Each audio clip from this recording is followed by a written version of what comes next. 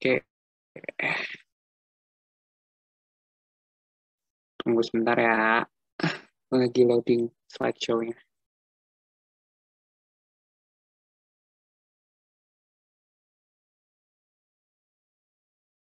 Oke, udah kelihatan kan ya screen-nya, persiapan UTS. Udah Kak, udah. Oke,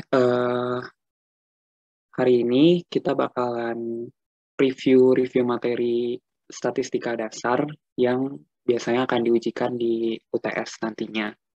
Nah, sebenarnya mungkin ada perbedaan kali ya. Kalau dari angkatan gue itu UTS itu dari awal, dari Introduction to Statistics sampai ke eh, apa ya, discrete distribution mungkin ya. Tapi kalau kalian tuh sampai estimation deh kayaknya. Cuman gak tahu juga ya bakal kayak gimana. Tapi ya udah gue bakal coba bahas berdasarkan soal UTS tahun lalu. Oke, wait. Nah, sebelum kita mulai, ada beberapa rules yang bisa kalian jalanin. Yang pertama adalah berdoa. Marilah kita berdoa terlebih dahulu supaya dilancarkan ya asistensi hari ini dan supaya kalian bisa mendapatkan ilmu yang bermanfaat buat mengerjakan soal UTS nantinya ataupun diaplikasikan di lain-lainnya lah intinya. Nah, terus yang kedua, be mindful.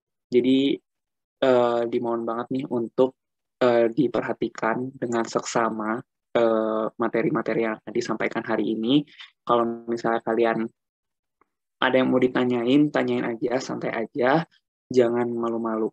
Pokoknya manfaatkan kesempatan malam ini untuk belajar. Terus yang ketiga, PPT-nya nggak dibagiin, jadi kalau bisa catat hal-hal yang menurut kalian penting, dan ya catat hal-hal yang menurut kalian penting aja gitu. Dan yang terakhir, fully involved. Jadi mungkin ketika aku akan menanyakan beberapa pertanyaan, boleh banget kalian langsung jawab aja di kolom chat. Intinya aktif berpartisipasi aja di dalam kelas hari ini gitu untuk membantu pemahaman kalian terhadap materi yang diberikan gitu. Sebenarnya mungkin ini bentuknya lebih ke sharing materi aja kali ya karena kan perbedaannya kita cuma 2 tahun. Gue 2 tahun lebih dulu belajar statdas gitu dibandingkan kalian dan ya udah mungkin kalian ada yang jauh lebih advance dan lain-lain itu kalau misalnya gue ada yang salah dikoreksi aja nggak apa-apa santai. Nah, perkenalan diri lagi, nama gue Faris, TI 2019, dan ini sedikit pengalaman gue di tingkat TI dan UI. Gue pernah jadi Outreach Affairs di ISI UI, Staf Sosmas BEM UI 2020, sama Staf Humas IMPI 2020. Oke, nah langsung aja ya ke materi yang bakal kita bahas. Jadi materi yang bakal kita bahas itu ada tentang Introduction to Statistics. Ini bakalan lebih ke fokus ke Descriptive Statistics. Terus ada Sampling Distribution sama ada Estimation. Nah, kita langsung ke Introduction to Statistics aja. Nah, jadi Introduction to Statistics. Sebenarnya statistik itu apa sih? Statistik itu adalah suatu tools yang dapat membantu kita untuk menganalisis data yang kita miliki. Nah, dari data yang kita miliki itu kita ingin mencari kira-kira apa sih insight yang bisa kita dapat gitu. Nah, itu tuh bisa dibantu dengan menggunakan statistik. Gitu. Nah, kenapa statistik itu penting dalam TI dan dalam ilmu-ilmu lainnya? Karena statistik itu dapat membantu kita membuat scientific judgment, dapat membantu kita memutuskan sesuatu secara saintifik dan yang kita juga berhadapan dengan uncertainty and variation gitu. Jadi kalau misalnya dalam produksi, kalau misalnya udah bahasnya engineering banget, saya dalam satu proses produksi, satu batch biskuit, itu satu batchnya ada 1.000. Nah, nggak mungkin kan setiap satu biskuit itu ukurannya pasti sama gitu. Pasti ada aja variation yang terjadi gitu. Dan bisa juga ada uncertainty. Misalnya kemungkinan ada yang rusak lah di batch keberapa dan lain-lain gitu. Karena hidup ini penuh dengan uncertainty and variation ya guys. Tuh. Nah, terus dalam basic statistik gimana sih kita menggunakan statistik ini gitu? Ada dua, yang pertama ada descriptive statistics, dan yang kedua adalah inferential statistics. Nah, kalau descriptive statistics ini tuh sebenarnya kita lebih ke merangkum data yang kita miliki gitu. Merangkum di sini bisa kita mengetahui letak kecenderungan datanya, variasi datanya, dan lain-lain gitu. Sedangkan kalau misalnya inferential statistik, di sini kita udah mulai mengambil kesimpulan dari data yang udah kita miliki. Nah, coba boleh ditulis lagi. Kira-kira kan tadi gue udah sempat mention ya, ada descriptive statistik sama inferential statistik. Nah, berarti bagaimana kita mengimplementasikan statistik di basic statistik nih? Ada yang punya pendapat nggak tentang deskriptif statistik sama inferential statistik? Boleh banget di chat atau ngomong langsung.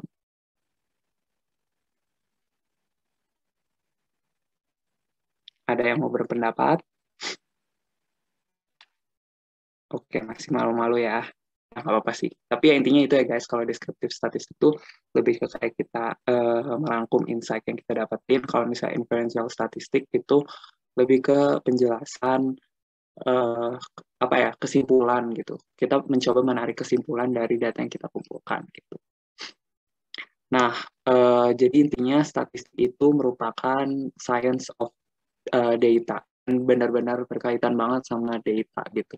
Dari definisinya aja udah ada data gitu.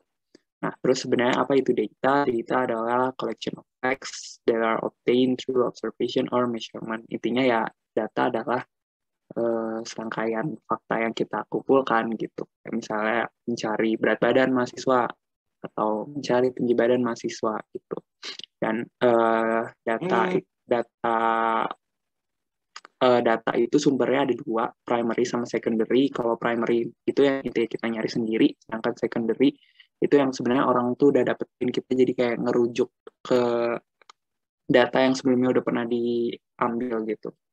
Terus kalau misalnya data types itu ada nominal, ordinal, interval, sama ratio gitu. Mungkin kalian udah pada familiar ya dengan empat data types ini. Nah, berkaitan dengan data juga ada sample and population. Sampel itu intinya adalah bagian kecil dari populasi. Populasi itu adalah keseluruhan dari objek penelitian kita gitu. Jadi kalau misalnya objek penelitian kita ingin menghitung berat badan mahasiswa TI. Mahasiswa TI kan berarti ada dari angkatan 2021 sampai 2019 itu populasinya. Terus sampelnya mungkin ya udah 5 orang di angkatan 20, 5 orang di angkatan 21 dan lain-lain. Jadi kayak gitu sih. Ini masih basic banget. Oke, lanjut ya. Nah, deskriptif statistik. Lanjut ke deskriptif statistik seperti yang tadi udah gue sampaikan. Intinya tentang summary of datanya itu seperti apa gitu dan kayak gimana. Nah, ada dua cara bukan penghitungan, summary ya, dua penyampaian deskriptif statistik ini. Dua measurement of statistik. Yang pertama adalah measurement of location sama measurement of variability.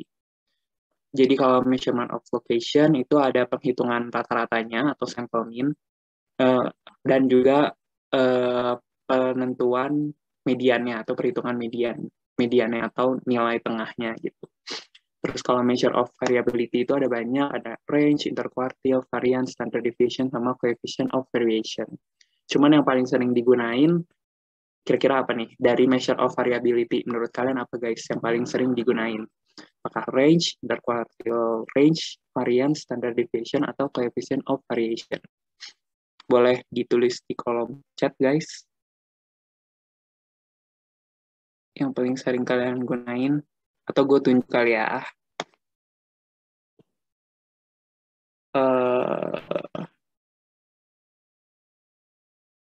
Mikhail, kalau Mikhail. ada Mikail.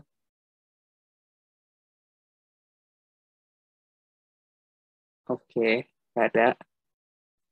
Sultan nggak?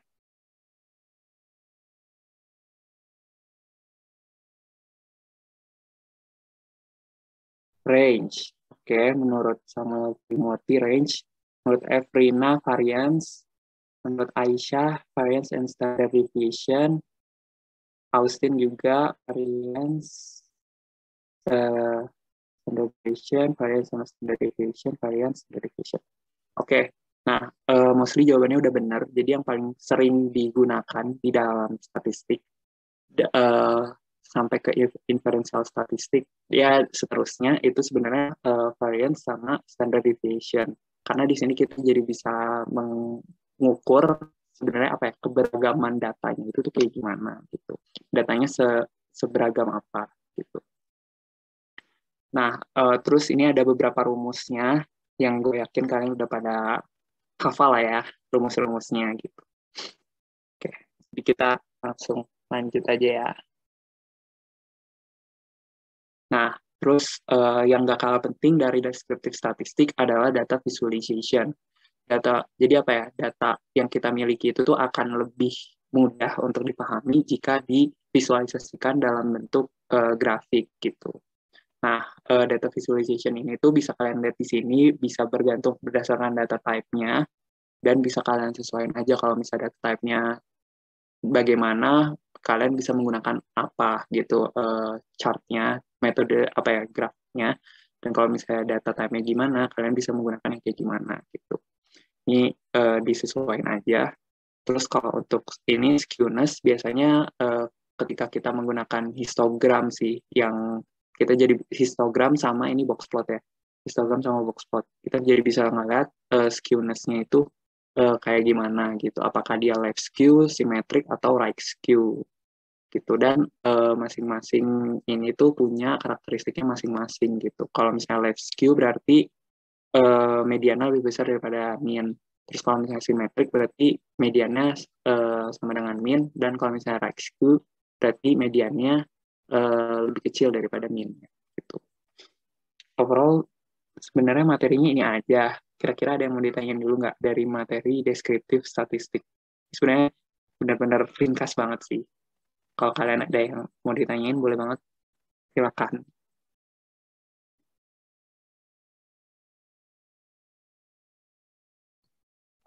Yuk teman-teman pada nanya yuk. Kalau ada yang punya pertanyaan nih, kapan lagi kita nanya-nanya kan sama Kak Faris ini. Oke, nah kalau nggak ada, Aku mau nggak izin apa-apa. nanya dong, Kak. Oh ya, boleh. Jadi sebenarnya aku masih bingung sama ini, Kak. Penggunaan rumus variance itu kan ada yang kadang per n aja, sama ada kadang yang per n-1 ya, Kak. Hmm. Nah, itu maksudnya beda pemakaiannya gimana?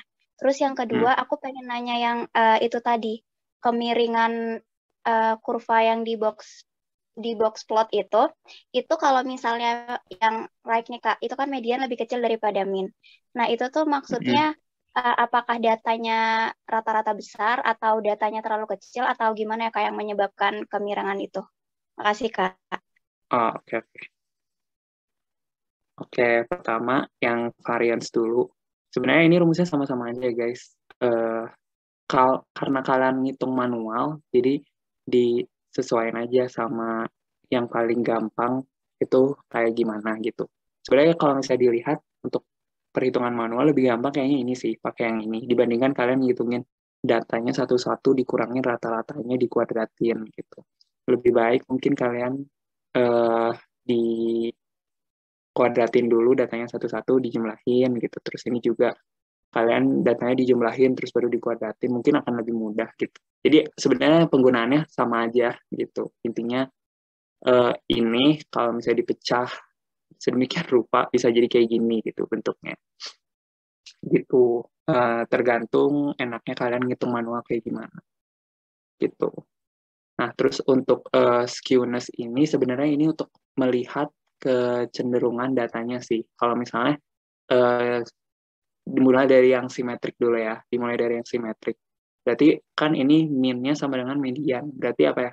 Rata-rata nilai tengah sama dengan rata-ratanya. Berarti gimana ya? Kayak datanya tuh terdistribusinya bagus banget gitu loh. Kayak nilai tengahnya adalah rata-ratanya gitu. Kayak bagus banget kan gitu. Nah kalau misalnya left skew sama right skew berarti dia menunjukkan ke apa ya? Condongannya gitu. Kayak misalnya kalau left skew berarti dia lebih apa ya, datanya tuh lebih condong banyaknya tuh ke kiri gitu, sedangkan right skew dia lebih banyak ke kanan gitu. Gimana ya cara lihatnya, kalau kalau nggak salah dari ekornya deh, berarti maksudnya berarti lebih banyak data yang nilainya kecil gitu kalau untuk left skew, sedangkan kalau right skew berarti lebih sorry kebalik, kalau untuk left skew berarti datanya lebih banyak yang nilainya besar, sedangkan kalau right skew lebih banyak data yang nilainya kecil gitu.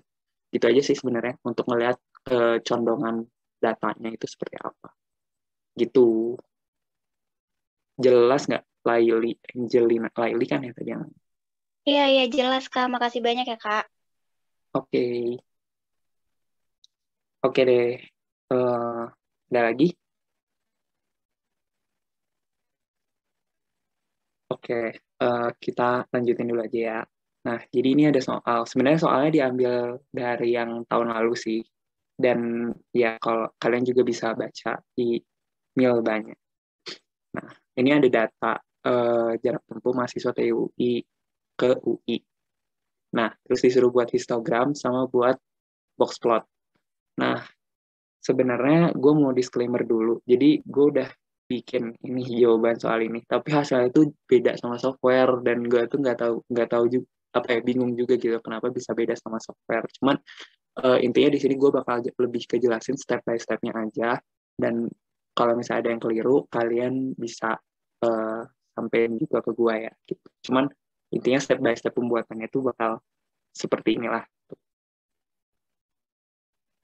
Nah, yang pertama kita pingin tadi soalnya itu yang pertama histogramnya dulu kan ya.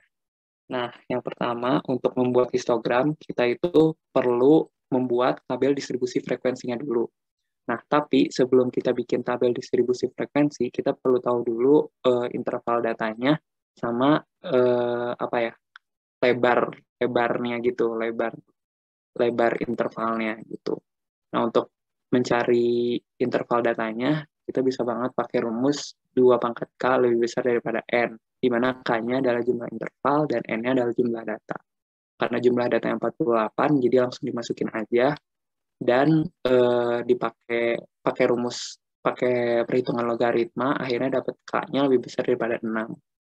Nah, terus kalau untuk W ini adalah lebar interval datanya, dan di sini number of class yang dipakainya, kalau gue itu pakai 6 dulu gitu. Pakai 6. Dan hasilnya dapat range-nya ternyata 3 gitu. Nah, terus ya udah kita udah tahu nih interval datanya lebih besar daripada 6 dan lebar interval datanya itu 3. Nah, berarti ya udah buat tabel distribusi frekuensi dulu nih. Ada 6 kelas ya. 1, 2, 3, 4, 5, 6. Nah, ternyata pas nyampe 6, ada data yang nggak kemasuk. Nih, jadi datanya itu ada paling gede itu 17,5. Nah, ada data yang nggak kemasuk. Berarti ya udah ditambahin lagi aja. Karena kan emang yang penting K lebih besar daripada 6 kan. Jadi ditambahin aja sampai 17,5-nya itu masuk gitu. Nah, terus ya udah gue nggak tahu ya kalau penentuan batas awalnya ini tuh berdasarkan apa. Tapi kalau gue itu berdasarkan apa, data paling minimal, data minimal, dan data minimal di sini itu adalah di soalnya adalah 0,3 gitu. Jadi makanya gue langsung nentuin interval awal itu 0,3 gitu. Nah, tapi gue juga masih nggak tahu ya kayak rule of thumb-nya itu sebaiknya gimana gitu. Nah, ya udah akhirnya bikin interval 3 dan diterusin sampai akhir. Dan tinggal disesuaikan deh frekuensinya dari 0,3 sampai 2,3 itu ada berapa, seterusnya dihitung relatif frekuensinya dan langsung aja buat histogram gitu. Nah, ini hasil histogram buatan gue sendiri sama histogram buatan software. Nah, kelihatan ya beda gitu hasilnya. Kalau ini gue masih paham sih kenapa bisa beda, karena dari batas intervalnya. Kalau gue itu ngambilnya langsung 0,3. Kalau dia itu ngambil minus nih, kayaknya minus sekian, soalnya nilai tengah nilai tengah di interval kelas 1 dia itu 0 gitu. Nah, kembali lagi gue kurang tahu sih untuk menentukan kelas apa ya. Ya, kelas pertama itu batasnya gimana itu gue masih kurang tahu gitu. Nah, kalau teman-teman ada yang tahu boleh sih share ke sini gitu. Biar gue juga jadi tahu gitu. Ada yang tahu mungkin gimana caranya menentukan intervalnya? Maksudnya apa ya? Batas bawah untuk kelas 1, interval kelas 1.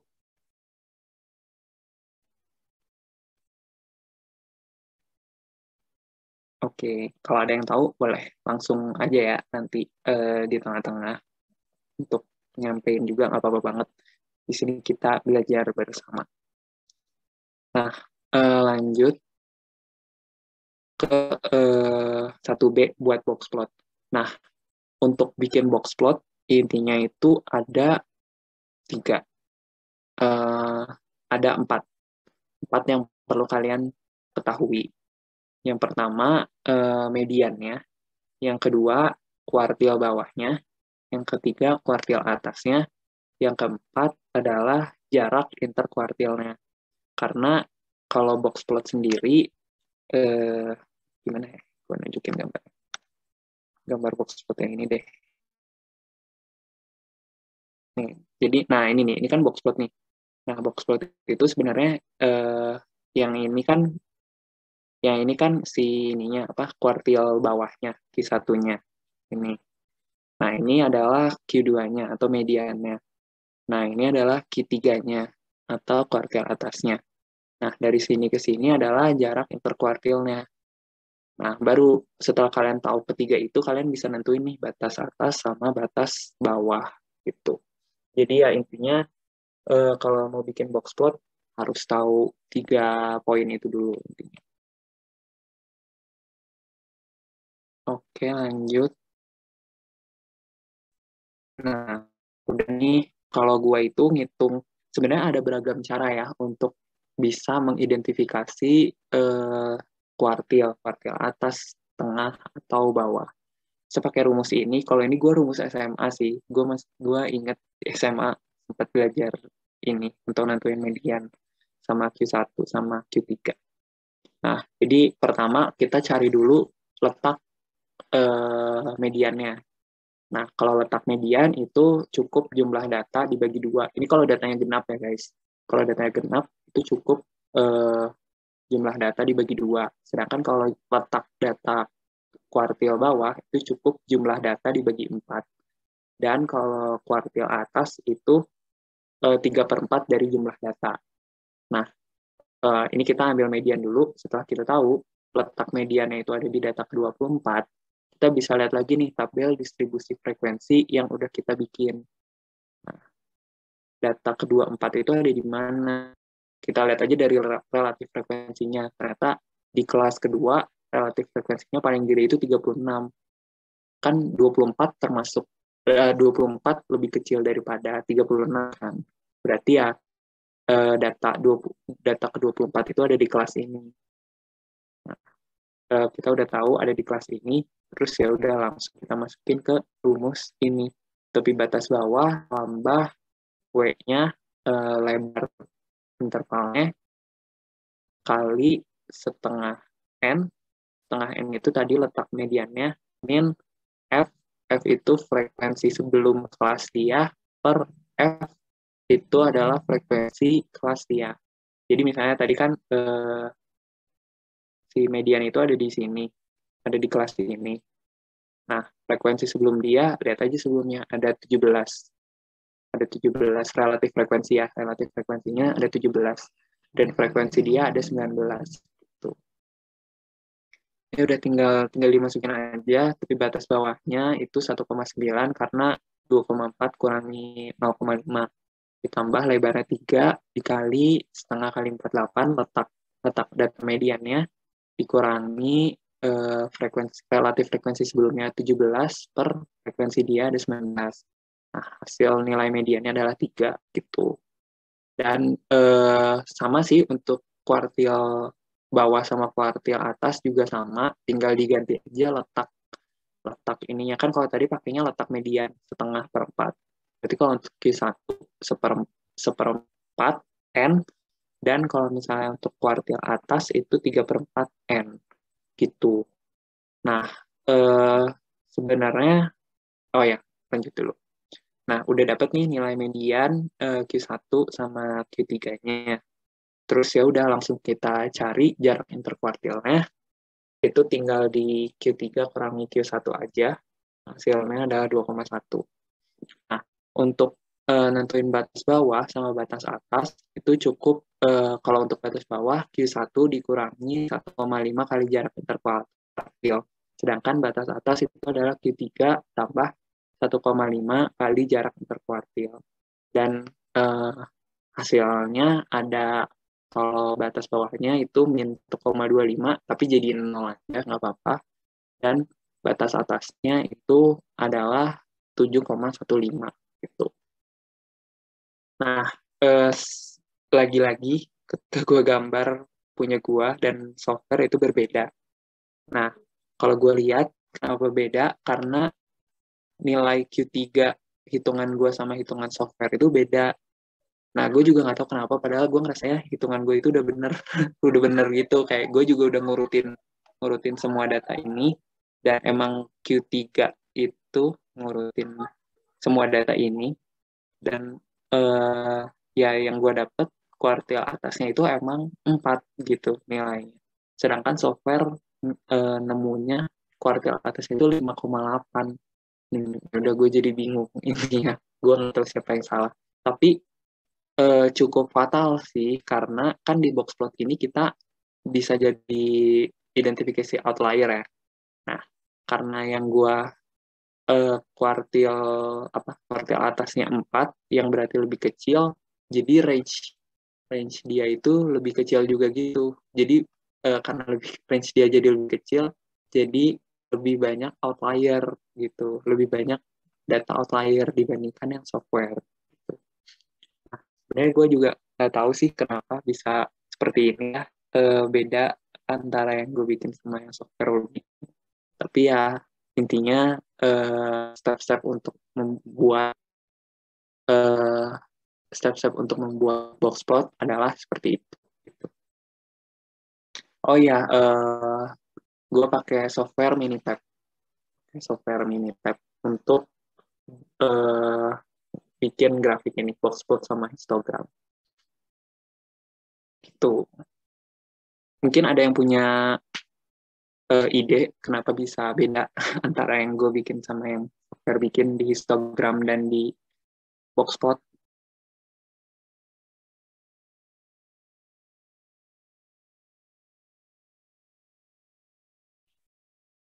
Oke, sip. Nah, kalau ada nanti di tengah-tengah presentasi boleh langsung disampaikan aja ya guys. Gitu. Nah, kalau menurut gua sih, karena mungkin most likely UTS kalian itu SI, jadi nggak apa-apa sih, pede aja sama hasil pekerjaan kalian. Karena dosen nggak mungkin menilainya itu nggak cuma dari jawaban benar doang, tapi lebih ke proses cara kalian berpikir dan menyelesaikan masalah tersebut gitu. Jadi as long as kalian itu tahu bikin box plot itu ya ini, ngitung median, Q1, Q3, interkuartil, batas bawah, batas atas, udah dapat nilai yang tinggi sih menurut gua, meskipun resultnya mungkin nilainya gitu mungkin ada salah ngitung, itu nggak apa-apa gitu, itu masih bisa ya kalian nggak mendapatkan poin sempurna, tapi kalian bisa mendapatkan poin yang cukup tinggi gitu sih. Jadi pede aja, karena waktunya juga terbatas ya, jadi mungkin bisa dihindari juga gitu untuk ngebandingin jawaban kalian sama software gitu, karena takutnya nanti malah jadi insecure dan lain sebagainya, dan malah jadi stres. Jadi ya udah pede aja sama jawaban kalian gitu. Yang penting step by step-nya benar dalam membuat box plot dan histogram gitu. Ada yang mau ditanya guys sebelum kita lanjut tentang pembuatan box plot dan histogram terkait soal ini? Boleh langsung aja unmute atau tulis di chat juga nggak apa-apa pertanyaannya.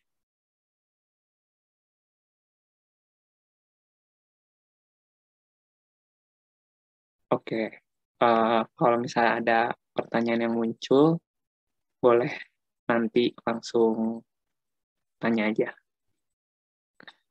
Oke, next. Ada soal kedua, masih tentang deskriptif statistik. Jadi ada sebuah perusahaan farmasi yang dia sedang mengembangkan 2 obat dan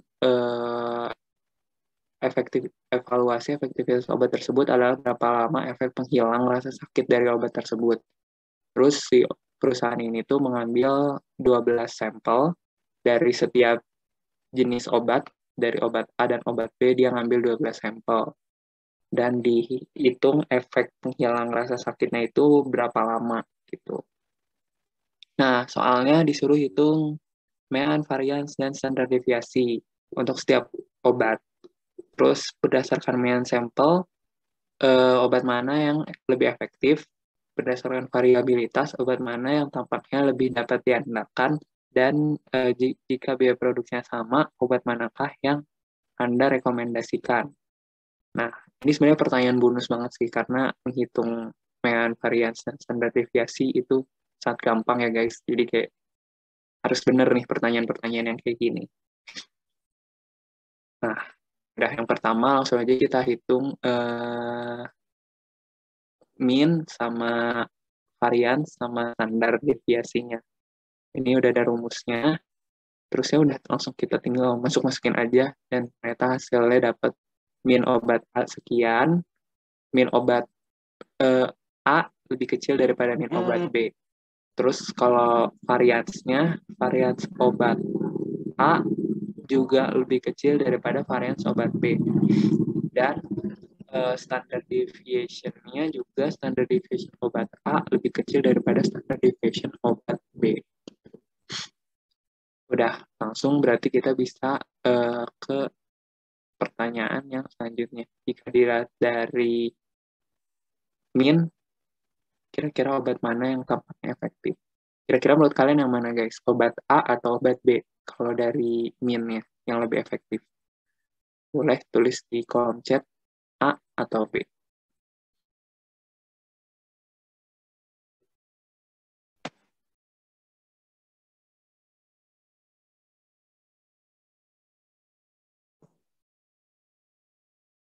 Oke, coba gua tunjuk ya. Ginanjar. Ada Ginanjar nggak?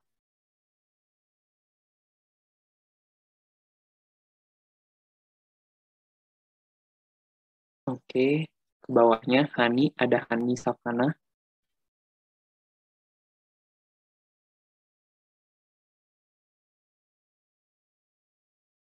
Oke, kita ke Maaf bawahnya Kak, aku lagi. bukan 21.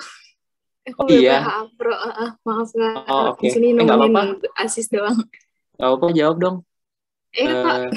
Yang mana yang lebih efektif menurut Aduh, kamu? tadi aku itu ada yang jawab tuh Apakah Kak. obat A atau obat B? Berdasarkan Ini mean-nya ya? aku belum lihat soalnya sih, tapi ini ngitung apa ya Kak kalau boleh tahu? Oh, ini efektivitas obat. Jadi, maaf ya Hani, jadi menjawab pertanyaan, tapi nggak apa ya. Biar review kembali gitu materi Statdas. Waduh, tadi aku lagi di meeting lain sih, jadi nggak ini ya, tapi ya nggak apa-apa. Oh, ada meeting lain. Oke. Iya, Sorry ya Hani, sembari. diganggu dulu Nggak dikit. apa-apa Kak. Nah, jadi ada nih perusahaan farmasi dia mengevaluasi efektivitas obat dengan menghitung berapa lama penghilang rasa sakitnya. Nah, terus ya udah dihitung tuh min-nya ada berapa untuk obat sama obat B. Terus dapat min-nya segini. Nah, kalau dilihat dari minnya ini, mana yang lebih efektif? Apakah obat A atau obat B? Yang dihitung waktu eh, efektivitas obatnya, biar kayak efektivitas obatnya apa? Efek penghilang rasa sakit. Ya, Oh, jadi efek. berapa lama dia bisa menghilangkan rasa sakit. Oh, eh, yang A bukan sih kan? Yang A. Oke, kenapa A? Karena dibanding sama B, dia rata-ratanya lebih rendah gitu. Terus abis itu karena penghilang rasa sakit kan dia lebih, biar lebih waktunya lebih pendek, dia lebih baik gitu. Oh, oke. Oke, sip. Thank you, Hani. Sorry ganggu ya. Dan salah Iya, lagi nggak bukan apa-apa. anak 21. Ya Aku Allah. balik-balik kena jedoran, tapi nggak apa-apa juga. Mungkin aku boleh kali ya ada apa di namanya gitu biar ketahuan. Oh iya, Oh ya, iya. Oh, oke. Oh, udah ada juga nih jawaban di kolom chat. Ada Ratna. Ratna pertama jawabnya A nggak sih? B deh. Gimana nih jadi jawabannya? Jadi Boleh A, Ratna. jadinya A. Salah nangkep, salah nangkep. Kedengeran suaranya. Suaranya kecil banget Ratna. Boleh gedein lagi.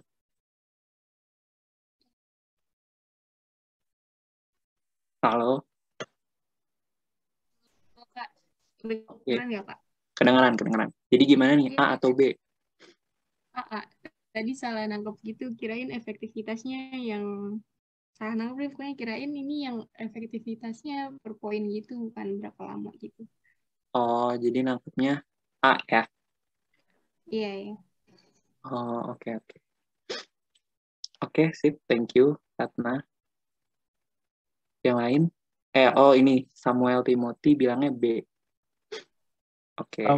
Sebenarnya kayak sama kayak Ratna itu juga kayak salah nangkep gitu. Jadi kiraan mikirnya ini lebih efektifnya tuh dalam hal jadi tuh kan buat ngilangin rasa sakit gitu ya, kayak painkiller gitu. Jadi tuh aku mikirnya mana yang lebih lama buat ngeredain rasa sakitnya gitu kan sebelum sakitnya baik lagi. Jadi mikirnya B gitu sih. Jadi ternyata kebalikannya. Oke. Lalu kita lihat ya jawabannya.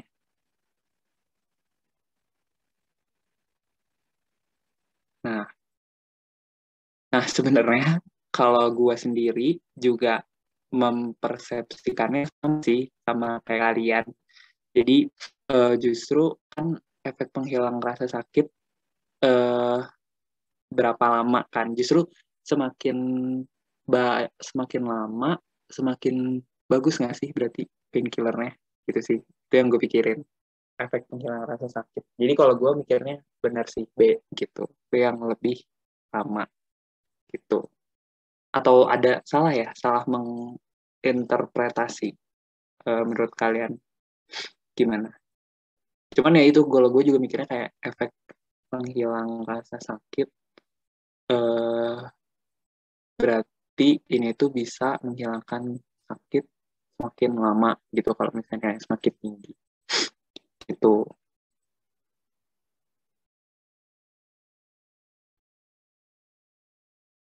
Coba ke Samuel lagi. Kalau Samuel tadi kenapa mikirnya jadi kayak kebalikannya? Nah, awalnya mikirnya B. Iya, mikirnya B, tapi kayak denger pada A, jadi kayak, oh ini ternyata janjian gue yang salah cara interpretasinya. Gitu okay. sih. FOMO. Oke, nah kalau gue sendiri sih menginterpretasikannya kayak gitu ke B. Lebih ke B yang bisa lebih lama gitu menghilangkan rasa sakitnya. Cuman kalau misalnya ada yang kalau gue salah interpretasi dan kalian punya argumen boleh guys disampaikan. Nah, jadi kalau kayak gitu minnya kalau gitu obat B justru jadi lebih efektif. Jangan ditunjukin dulu. Nah, obat B justru jadi lebih efektif gitu dibandingkan obat A karena dia rata-ratanya lebih tinggi gitu daripada obat A. Nah, terus untuk yang selanjutnya itu kan varians ya. Berdasarkan varian sampel, obat mana yang tampaknya lebih dapat diandalkan? Nah, menurut kalian mana nih guys? Berdasarkan variansnya, obat A itu kan 158 dan obat B ini 396. Kira-kira mana yang lebih dapat diandalkan gitu. Boleh gitu saja A atau B di kolom chat. Bilang A. Yang lain? Fitri bilang A juga. A juga. A lagi. Siapa nih tadi? Fikri terakhir. Gazi bilang A. Evrina bilang A. Safina bilang A. Laili Angelina bilang A. Oke. Mungkin kalau dilihat dari sini majority udah sepakat ya jawabnya A. Dan benar banget kalau misalnya keandalan obatnya, kalau dari varians itu kita lihatnya yang paling kecil. Kenapa? Karena semakin kecil variansnya berarti obat itu menghasilkan efek yang seragam gitu. Jadi kayak dalam satu batch produksi, kalau misalnya variansnya kecil berarti ya udah yang diproduksi itu presisi gitu di setiap produknya gitu. Sedangkan kalau misalnya variasinya tinggi, berarti dia itu misalnya produksi pertama bisa menghilangkan 100 menit. Pas produksi kedua tiba-tiba 1000 menit. Terus kayak apa ya, bervariasi gitulah intinya gitu. Jadi dia nggak presisi gitu di setiap hasil produksinya. Nah, jadi emang kalau misalnya varians itu kita lihat yang kecil nilainya gitu. Nah, terus pertanyaan selanjutnya, jika biaya produksinya sama, obat manakah yang Anda rekomendasikan untuk diproduksi secara massal? Nah, kira-kira mana guys yang kalian prefer untuk produksi massal? A, kata Ratna. Yang lain?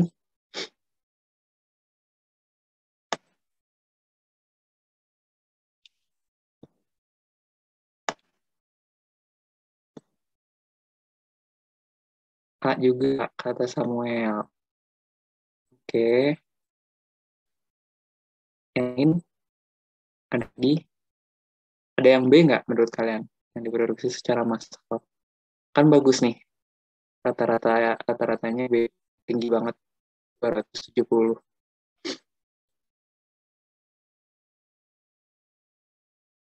Oke.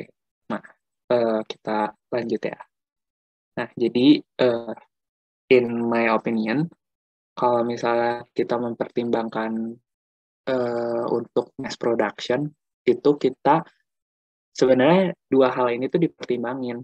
Mean sama variance itu harus kita pertimbangin gitu. Nah, tapi kalau misalnya kita cuma mempertimbangkan mean doang, kita bisa bisa jadi bias gitu karena bisa berubah-berubah gitu. Kalau misalnya kita ngambil kalau dalam konteks obat ini setiap orang itu punya efek yang berbeda-beda gitu. Bisa aja 12 sampel ini emang ya udah kebetulan tinggi gitu, tapi kita misalnya ngambil 12 sampel lainnya bisa aja jadi lebih rendah gitu. Nah, sedangkan kalau variance itu yang bisa lebih ke untuk mengetahui keandalan obatnya lah gitu, kayak gimana gitu. Jadi kalau misalnya mempertimbangkan mean doang itu bisa bias gitu menurut gue ya. Nah, jadi pertimbangkanlah variansnya gitu. Nah, terus ya udah coba juga kita compare pakai coefficient of variance. Salah satu measurement of variation.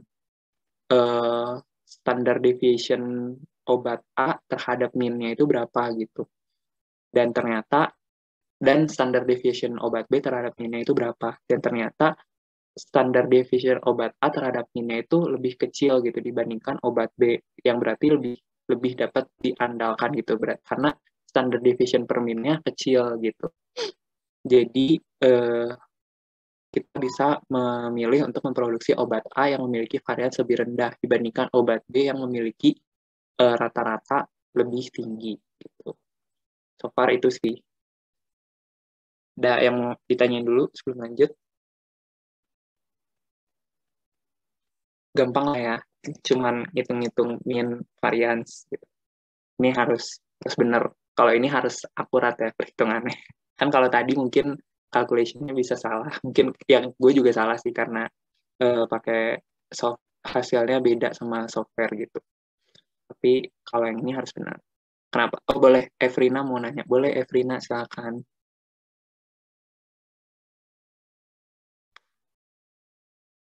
Nah, kalau standar deviasi dipakai buat apa? Sebenarnya kalau misalnya standar deviasi sama varians itu apa ya? Agak mirip-mirip gitu sih sebenarnya. Karena ya standar deviasi itu adalah akar dari variasi gitu. Cuman setahu gue tuh yang emang beda itu bakal jadi satuannya gitu. Kalau misalnya standar deviasi itu tuh unit plus gitu ya kalau nggak salah. Gue juga agak-agak lupa gitu. Nah terus standar deviasi ini tuh bisa dipakai juga buat apa ya, estimasinya estimasi nggak ya, atau varians ya, estimasi ya benar, buat estimasi. Jadi kayak ya kurang lebih bakal seginilah gitu. Jadi misalnya nih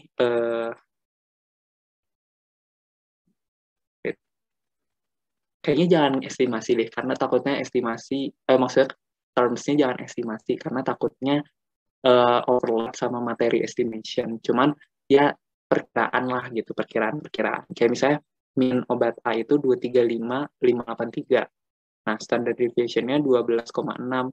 Nah, berarti kalau kita tambahin operasi plus minus, berarti ya mungkin range obat A itu ada di 235,583 min 12 sampai 235,583 plus 12 gitu. Jadi kayak bisa digunakan untuk range intervalnya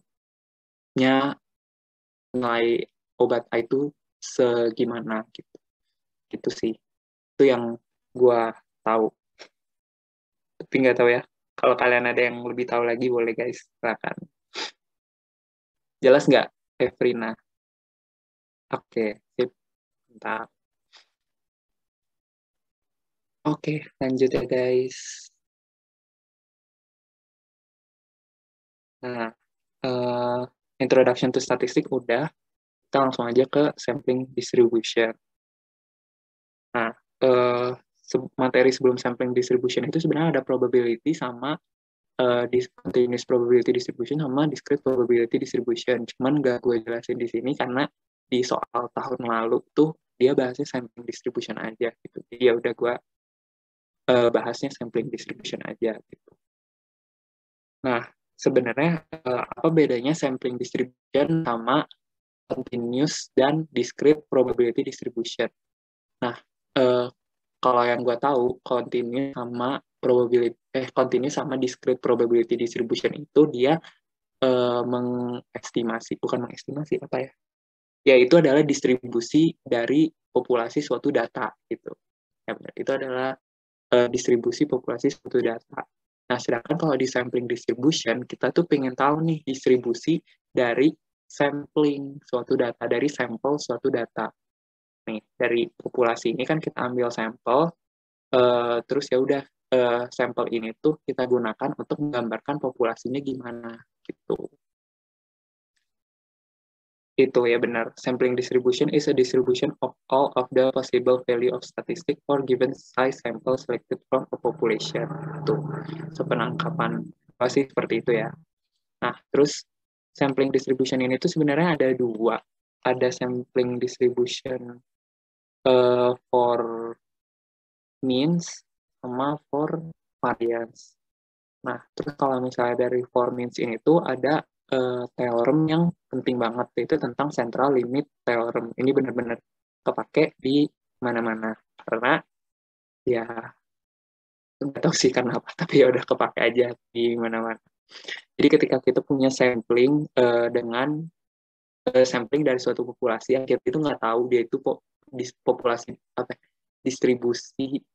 populasi distribusinya gimana, kita bisa mendistribusikan sampling distribution itu tuh ke distribusi normal dengan mean-nya adalah mu dan variance-nya sigma kuadrat per n.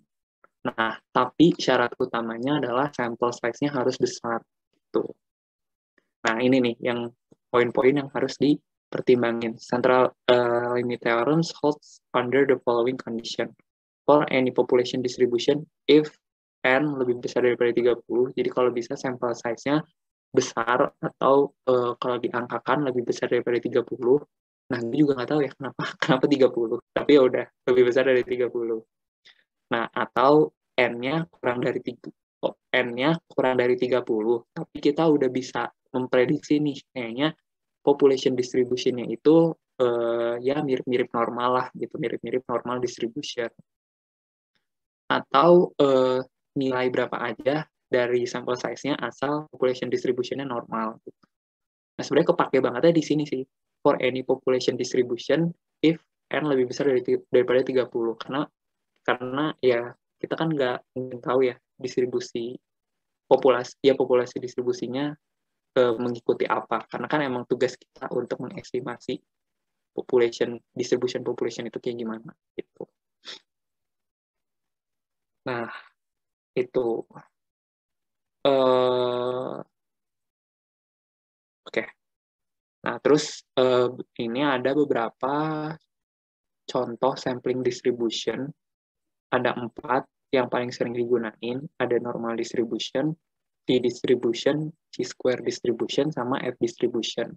Nah, kalau normal distribution ini adalah sampling distribution ketika kita tahu X bar-nya berasal dari variance for any population distribution. Ya, intinya yang tadi sih, mirip-mirip yang tadi gitu.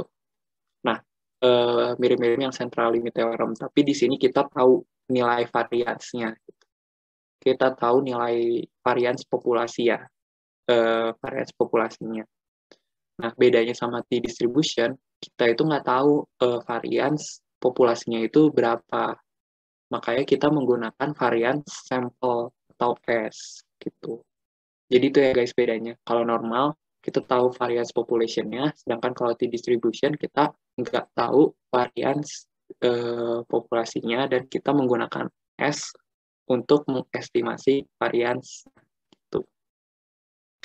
Nah, terus ada juga chi-square distribution sama f-distribution. Nah, kalau chi-square distribution sama f-distribution ini udah masuk ke yang variance, kalau nggak salah. Ya, yang variance ini sampling distribution of S kuadrat, yang berarti variance sample, dan population must be normal. Ini ada rumusnya. Sama kalau f-distribution itu buat nge-compare to ratio of variance-nya gitu. Itu tentang sampling distribution. Udah, ada yang mau ditanyain tentang sampling distribution?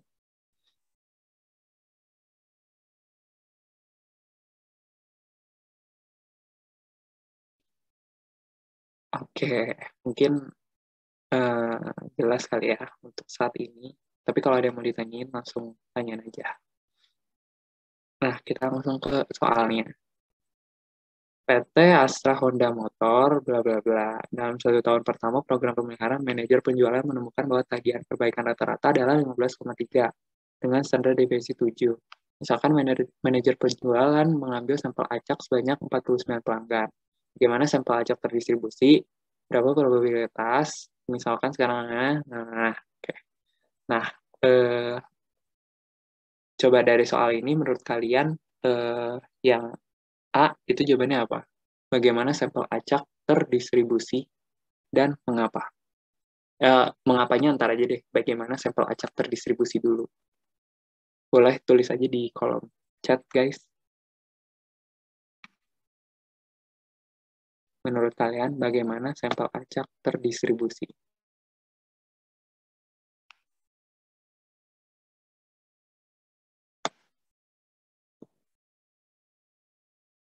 Oke, coba gua panggil kalian.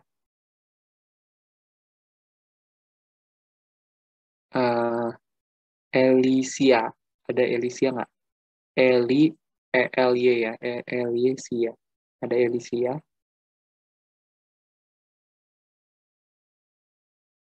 Oke, bawahnya Fadila. Ada Fadila nggak?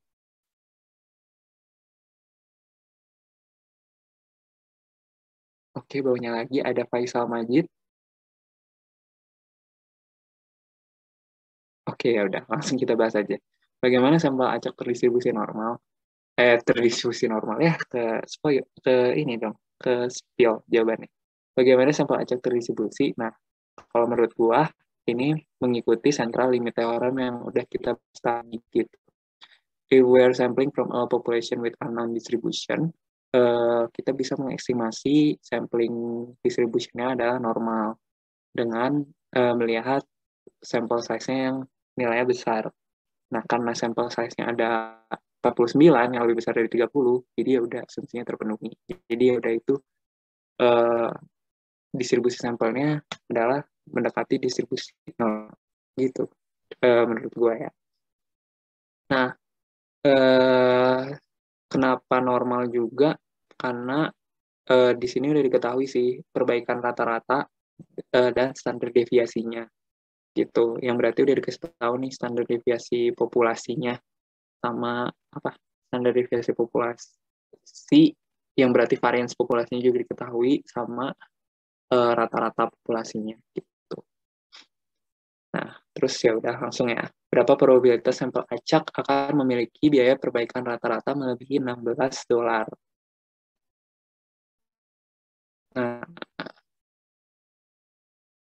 Nah, ini langsung aja sih sebenarnya. Yang nomor 3B sampai D itu cukup ngeliat tabel. Kayak, ya udah ngedip aja bisa lah ngerjainnya anjay. Karena cuma ngeliat tabel doang. Gitu. Jadi kan dia nanya, biaya perbaikan rata-ratanya melebihi 16. Yang berarti probabilitas X lebih besar daripada 16. Nah, ini kita standarisasi dulu datanya. 16 dikurangin rata-rata populasi dibagi standar deviasi per akar N. Tadi kan udah diketahui ya di soal rata-rata populasi sama standar deviasi populasinya sama jumlah sampelnya berapa. Tinggal dimasukin dan dapat ternyata hasil standarisasinya adalah 0,7. Nah, karena kalau misalnya di Walpole, di buku Walpole, gambar grafik normalnya itu dia menunjukkan nilai yang lebih kecil, nggak ada yang menunjukkan nilai lebih besar, jadi ya udah cukup 1 kurangi probabilitas yang kurang dari 0,7. Ya udah, tinggal kita lihat deh yang kurang dari 0,7 ini tuh ada berapa gitu nilainya. Nah, untuk review sedikit cara membaca tabel ya. Nah, tabelnya itu biasanya ada di di halaman paling terakhir lah intinya. Nah, ada statistical tables and proof dan lengkap sih di sini dari binomial, terus Poisson juga ada, terus normal juga ada. Pokoknya semuanya ada nih di sini. Nah, ini normal. Tadi kan 0,7 ya. Nah, berarti kita cari yang di sininya 0, gitu. Kita lihat dari sini dulu, dari yang vertikal dulu, baru yang horizontalnya. Berarti kita cari 0,7. Nah, tadi kan 0,7. Ini min nih. 0,7. Nah, tadi kan sebenarnya 0,7. 00 ya. Nah, angka di belakang komanya ya udah ini aja 0,700. Hasilnya 0,7580. Tuh, udah deh, tinggal 1 kurangi itu hasilnya sekian. Gitu. Nah, lanjut untuk yang selanjutnya juga sama ya, antara 1510 dan 1580 distandarisasi dulu datanya, udah dapet, bentar. Oh ya, ini nih harus di-note. Misalkan sekarang dia mengambil sampel acaknya 100. Sampel acaknya berbeda ya sama soal sebelumnya. Jadi jangan lupa N-nya jadi 100 gitu. Udah sih, so far caranya sama. Tinggal lihat tabel normalnya juga gitu. Nanti tinggal diselisihin, dapet deh hasilnya.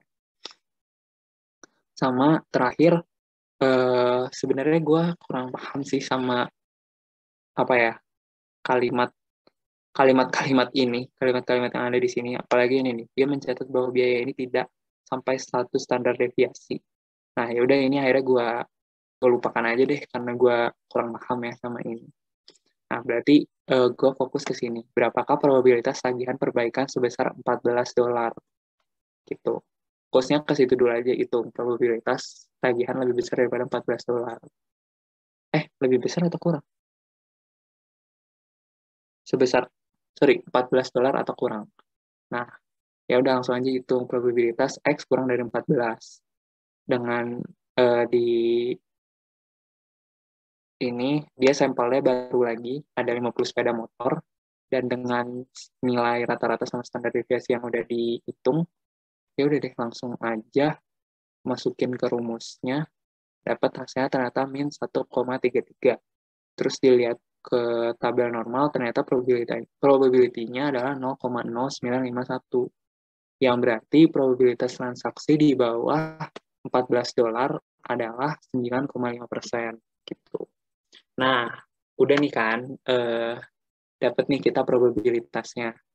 Nah, selanjutnya adalah apakah yang akan Anda rekomendasikan. Nah, ini tergantung ke interpretasi kalian masing-masing terhadap soal ini. Kalau gue jujur kurang paham ya sama soal ini sebenarnya. Jadi ya udah gue bilang kayak, karena probabilitas yang transaksi di bawah 14-nya kecil, berarti kan mayoritas transaksinya gede-gede kan, lebih dari 14. Nah, berarti kalau misalnya kita ngasih penawaran $14 nih, penawaran potongan harga $14, ya masih untung-untung aja gitu, karena ya mayoritas transaksinya di atas $14 gitu. Jadi ya udah misalnya yang transaksi 16 kurangi 14 kan kita masih punya dapat lah gitu untung $2 gitu. Nah, kalau misalnya yang mayoritasnya justru transaksi di bawah $14, terus kita kasih promo nih potongan $14 ya, mayoritas orang jadinya gratis kan, jadinya pabriknya jadi rugi gitu. Kalau gue sih mikir kayak gitu ya, menginterpretasikan soalnya gitu. Makanya gue bilang artinya mayoritas transaksi lebih besar daripada $14 sehingga dapat masih visible bagi perusahaan untuk memberikan penawaran $14 kepada mayoritas pelanggan gitu. Udah sih itu. Ada yang mau ditanyain guys tentang soalnya dan tentang sampling distribution?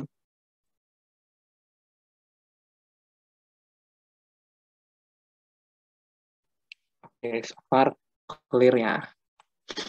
Nah, kayak gue slideshow. Nggak usah deh, karena nanti mau ada ke kurva-kurva. Nah, langsung lanjut ke estimation. Nah, jadi estimation ini tuh udah masuk ke materi inference statistik. Nah, di inferential statistik itu ada dua, ada estimation sama hypothesis testing.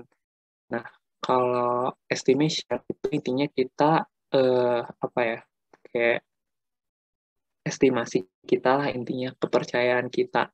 Kalau misalnya orang ini dia bilang I am 95% confident that mean is between 40 and 60 gitu. Jadi dia yakin gitu, pasti ini rata-rata sampelnya itu antara 40 sampai 60. Nah, ya estimasi itu kayak gitulah intinya gitu. Jadi dari suatu populasi kita ambil sampelnya, dan dari situ kita jadi bisa tahu ternyata rata-rata populasinya kayaknya akan segini sampai segini deh gitu. Intinya itu sih, kalau statistik itu kita ngambil sampel untuk memprediksi populasinya itu kayak gimana gitu. Nah, terus kalau untuk confidence interval ini tuh ada banyak sebenarnya. Confidence interval of mean, terus observation, proportion, sama variance. Itu ada 3 berarti. Mean, per observation, sama variance. Nah, confidence interval of mean untuk confidence interval mean itu ada 2 juga. Ada yang 1 sample sama 2 sample gitu. Nah, sebenarnya ini rumus aja sih guys. Jadi kayak udah merem juga bisa lah ya. Nah, kalau misalnya pertama, kalau misalnya dalam satu sampel nih, kalian harus identifikasi dulu apakah varians populasinya diketahui atau tidak diketahui. Nah, kalau misalnya varians populasi diketahui, kalian bisa pakai Z distribution. Z itu normal, Z distribution. Nah, kalau misalnya variasi tidak diketahui, berarti kalian pakai T distribution. Balik lagi nih ke sampling distribution ya. Pokoknya kalau misalnya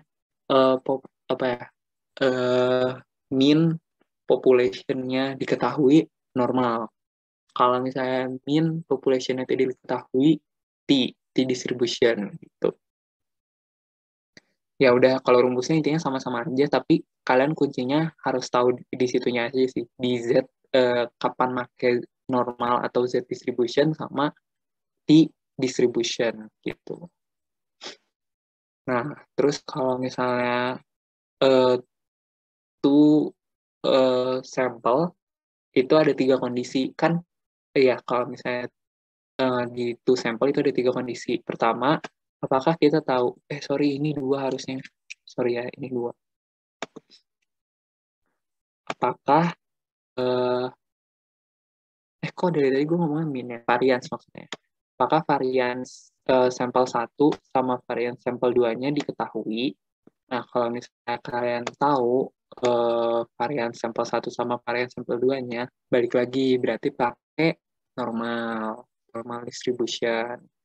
Nah, kalau misalnya varians distribusi 1 sama varians distribusi 2-nya nggak diketahui, tapi dikasih tahu kalau nilai mereka itu sama. Nah, berarti pakai T distribution dan akan mengestimasikan nilai S atau varians dari sampelnya gitu. Dan kalau di sini dia pakai SPC, full standard deviation kalau nggak salah. Rumusnya Anda langsung lihat di sini aja. Nah, terus ada juga kondisi ketiga kalau misalnya varians sampel 1 sama varian sampel 2-nya tidak diketahui dan tidak sama gitu. Dan ini masih sama sih pakai T distribution, cuman bedanya di degrees of freedom-nya kalau di sini gitu. Gitu sih guys. Coba ya gue review lagi. Kalau misalnya kalian di one sample, ini jawabannya tulis di kolom chat aja ya. Kalau misalnya di one sample, ketika kalian tahu varians populasinya, ketika kalian tahu nilai varians populasinya, distribusi apa yang dapat kalian gunakan? Apa? Silakan ditulis guys di kolom chat. Normal. Oke, ada lagi? Normal juga. Normal. Lagi normal. Oke. Mantap. Yap, betul. Intinya kata kuncinya itu ya guys. Kalau variasinya diketahui, pakai normal. Kalau nggak diketahui, apapun case-nya, pakai T distribution. Oke, mantap. Lanjut ke paired observation. Nah, kalau paired observation ini itu kita bisa pakai paired observation kalau emang datanya itu emang dibandingkan gitu. Berarti dia nggak independen. Ya, berarti dia nggak independen. Berarti dia saling berhubungan gitu. Misalnya, apa ya misalnya?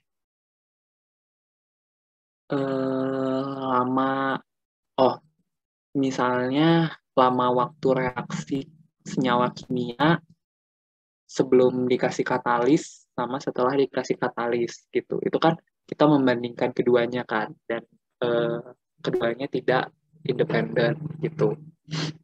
Jadi case untuk observation itu kayak gitu. Jadi kalau misalnya kalian bisa nilai dulu sih dari baca soalnya, ini kira-kira dia independen atau enggak ya gitu. Kalau misalnya dia nggak independen, ya udah berarti langsung pakai paired observation gitu. Sedangkan kalau misalnya dia independen, ya itu bisa ditanyain mean-nya atau proportion-nya atau variance-nya gitu. Itu. Terus ini rumusnya kalian bisa pakai T distribution. Nah, terus lanjut ke one sample proportion. Kalau proportion ini berkaitan sama probabilitas sih. Berkaitan sama probabilitas.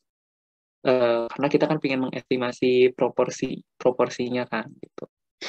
Nah, jadi dia makainya distribution normal distribution gitu. Dan diketahui probabilitas P-nya, berarti untuk mencari tahu probability key-nya tinggal 1 dikurangi P gitu. Nah, to sample juga sama aja, bisa dilihat aja rumusnya. Nah, terus kalau misalnya sampel variance kita udah nggak pakai lagi T atau normal distribution, tapi yang kita pakai adalah chi-square gitu, chi-square distribution. Nah, mungkin ini nanti langsung ke case-nya aja kali ya, tapi ya rumusnya kayak gini sih. Dan kalau sebelum-sebelumnya kan kita mengestimasi rata-rata ya, Nah, ini kita mengestimasi variance-nya, sesuai namanya sih, one sample variance sama two sample variance gitu. Jadi ini kita pakai chi-square. Nah, terus setelah two sample variance itu kita mengestimasi variance 1 per variance 2. Nah, karena kita mengestimasi variance 1 per variance 2, makanya kita pakainya jadi F distribution. Balik lagi ke sampling distribution tadi, konsep sampling distribution gitu. Ya, itu udah sih selesai.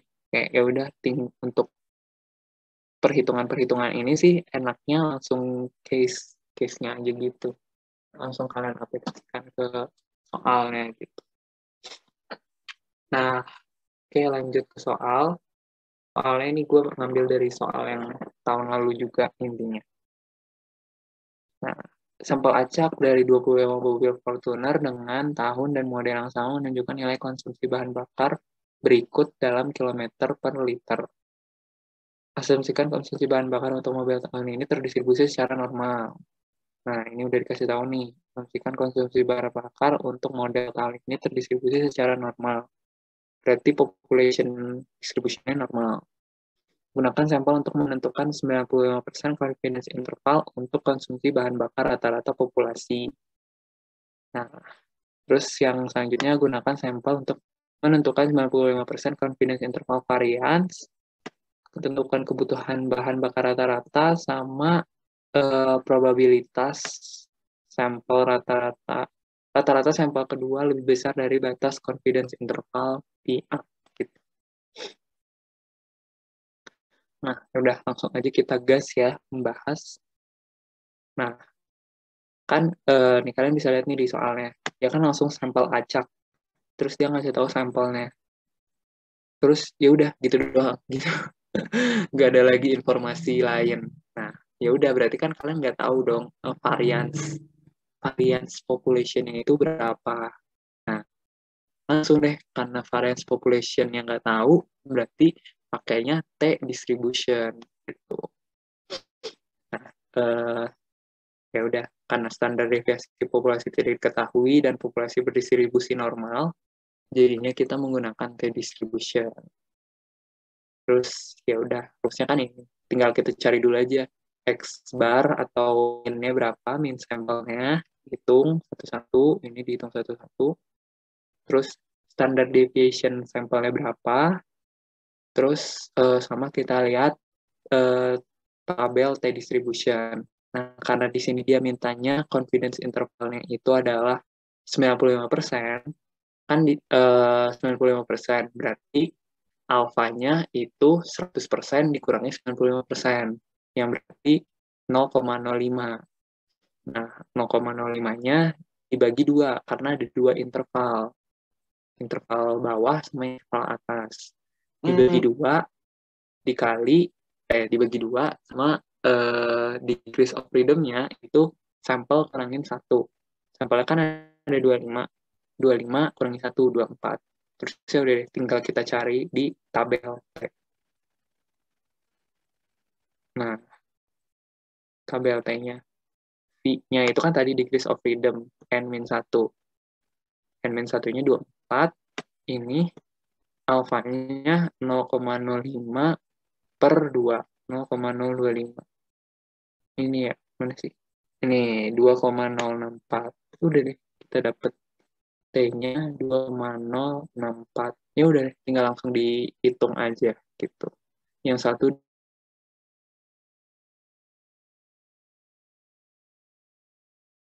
apa sih namanya? Kira-kira berarti rata-rata populasinya akan seginilah gitu. Nah, terus yang kedua adalah variance. Nah, kalau variance itu kita langsung aja pakai chi-square. Yang pertama kan di sini ada x kuadrat. Nah, x kuadrat ini tuh chi-square itu lambangnya emang x kuadrat ya guys. X kuadrat alfa per 2. Jadi ya udah kita bisa langsung fokus ke alfa per 2-nya. Alfanya 0,05 per 2 kali ini apa tadi namanya? Degrees of freedom. Degrees of freedom-nya n-1 atau 25 min 1, 24. Nah, terus kalau yang satu lagi, ya udah tinggal tuh min alfa per 2. Hasilnya 1 min alfa per 2. Berarti berapa tuh? 0, ya sekian lah intinya. Nah, terus ya udah tinggal dicari di tabelnya. Nih. Ini V-nya kan 24 tadi. Terus alfanya 0,05 per 2. Oh, ini masih tinggi nilainya. Nah, ini 0,025. Ini 24, 39,364 gitu. Tuh, terus kalau yang ini 1 min alfa per 2, langsung aja deh dicari. Alfa per 2 kan 0,05, 0,025, berarti 0,975 ya. Kita lihat ya. 0,975. Nih. Hasilnya 12,401 gitu. So udah deh, tinggal dihitung aja.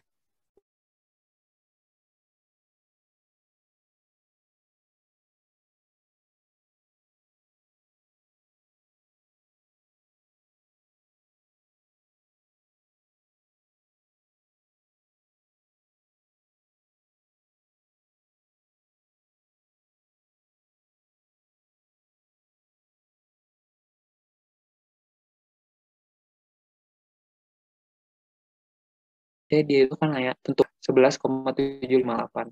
Nah, rata-ratanya 11,758 km per liter. Berarti 1 kilometer membutuhkan 11,758 liter. Bener nggak sih? Aku salah anjir. Bener nggak sih? 1 kilometer atau kebalik? Atau 11 kilometer membutuhkan 1 liter. Bener nggak guys? Kayaknya kebalik nggak sih? Jadi malu. 11 setelah gue baca-baca lagi kayaknya kebalik ya nggak sih, kayaknya kebalik. Bener. Oke bener, ya udah kita benerin ya. 11,758 kilometer sama dengan 1 liter. Sorry ya guys, blunder 1 liter bahan bakar. Terus tadi dia nanya apa, untuk menempuh jarak 150 km. Berarti ini dikali berapa? 1 buat dapat 150 bagi 11,758. Udah tinggal gini aja sih. Hasilnya sekian. Hasilnya ya sekian. Gue lagi nggak megang kalkulator XX. Itu ya guys. Itu perhitungan gue sih. Cocokologi. Nah, terus lanjut ke soal selanjutnya. Probabilitas, ditanya probabilitas bahwa rata-rata sampel kedua akan lebih besar dari batas confidence interval di A. Nah, kan batas atas confidence interval ini kan 12,24. Terus ya udah dia nanya probabilitas X lebih besar daripada 12,24. Terus ya udah langsung iniin dulu aja, langsung di apa namanya? Di standarisasi dulu datanya 12,24 kali rata-rata per standar deviasi bagi akar N atau akar 25 dapat hasil sekian, ternyata Z lebih besar daripada 2, dan ingat di buku Walpole itu untuk normalnya dia nggak untuk distribusi normal dia nyarinya itu yang selalu kurang dari, bukan yang lebih dari. Jadi udah bisa kita balik 1 min P kurang dari 2. Hasilnya sekian deh, dapat gitu. Jadi probabilitas rata-rata yang kedua lebih besar dari batas confidence interval sampel sebelumnya adalah 2,28% gitu. Itu sih guys. So far ada yang mau ditanyain tentang estimation dan soalnya.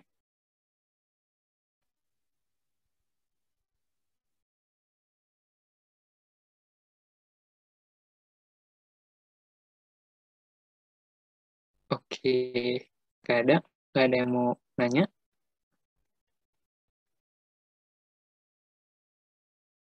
Oke.